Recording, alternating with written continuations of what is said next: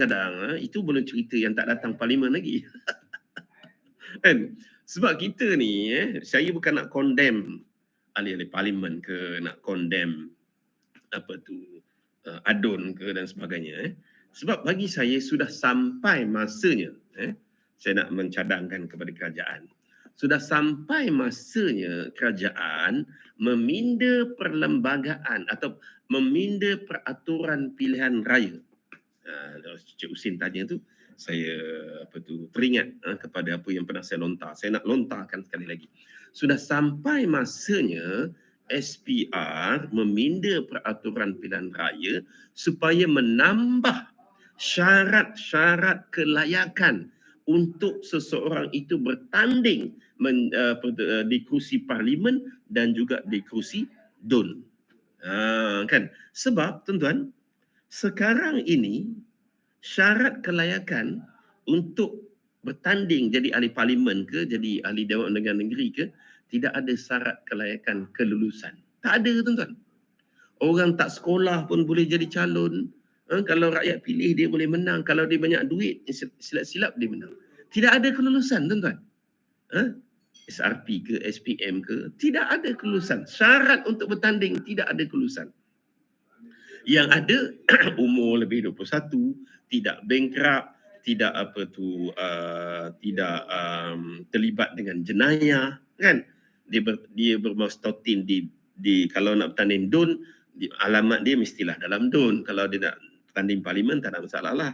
Dia duduk dalam Malaysia mana pun dia boleh, kan? Tapi syarat kelulusan akademik tidak ada.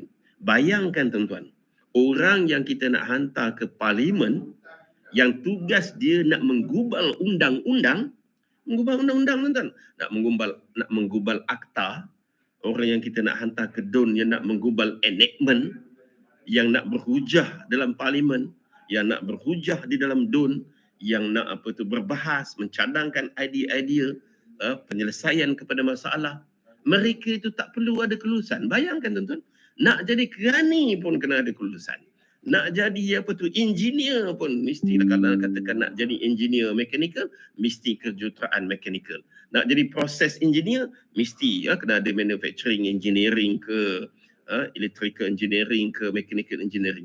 Nak jadi penggubal undang-undang, tak perlu ada kelulusan. Bayangkan. Akhirnya kita mempunyai ahli-ahli parlimen yang tak kompeten, yang tak ada kelulusan, yang tak ada pengalaman. Saya bukan nak condemn sahabat-sahabat kita yang tak ada kelulusan, tapi itulah hakikatnya. Saya yakin negeri-negeri maju, cuba tuan-tuan tengok, syarat untuk bertanding, syarat untuk bertanding menjadi wakil rakyat, ahli parlimen ke, DUN ke sebagainya, saya yakin negeri-negeri maju dia ada syarat dia dari segi minimum qualification. Kita ni tak ada, tuan-tuan.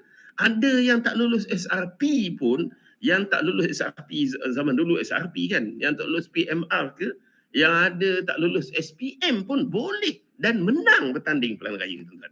Bayangkan. Itu sebab bagi saya sudah sampai masanya SPR, kerajaan meminda peraturan ini. Bukan kita nak menafikan hak kawan-kawan kita yang tak ada degree ke apa semua nak bertanding, tapi itulah hakikatnya.